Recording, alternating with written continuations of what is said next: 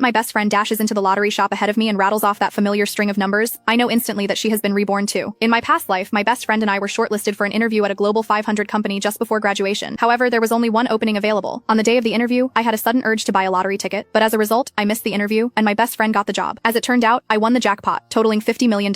After graduation, I lived a carefree life, lounging at home and living off the interest. Meanwhile, after entering the company, my best friend was paid little and got bullied every single day. Eventually, she vented her anger on me and shoved me off a rooftop. I died from the fall instantly. After my death, my boyfriend covered for her, twisting the story to claim that I'd gone mad from idling too long and jumped on my own. The two of them fed on my misfortune, becoming influencers with millions of fans and raking in fortune. When I open my eyes again, I am reborn to the very day I bought that lottery ticket. Boss, I'd like to buy a lottery ticket. My best friend Shayla Lane ran past me and dashed into the lottery shop. When she breathlessly shouted out that string of numbers I knew by heart, I instantly knew she had been reborn too. After she got her hands on that lottery ticket, Shayla spun around and shot me a triumphant look. Sorry Bella, but this lottery ticket is mine. Bella Knight didn't seem to care. I wasn't planning on getting one anyway. It was obvious Shayla didn't believe what I said. She let out an icy snort and placed the lottery ticket into her bag. Impossible. It was because of this lottery ticket that she trailed off suddenly. I knew exactly what she wanted to say. Shayla shot me a smug look. I won't be attending the company's interview. Since you like to work this much, I shall give you the spot. I nodded. In that case, I would hand over the luck of winning $50 million to her. Without hesitation, I spun on my heels and hopped on the bus to attend the interview at the company. At night, I returned to the dormitory to see my boyfriend Aaron Sharp with his arm draped casually around Shayla's shoulders. In my previous life, I was blind to the very end, only realizing when I died that the two of them had hooked up. When they saw me return, neither of them panicked. Instead, their expressions were openly taunting. Aaron shot me a look of disgust as he declared, Bella, the person I truly love is Shay. I only dated you because your family had 2 shabby apartments. But now, things are different. Shay has just won $50 million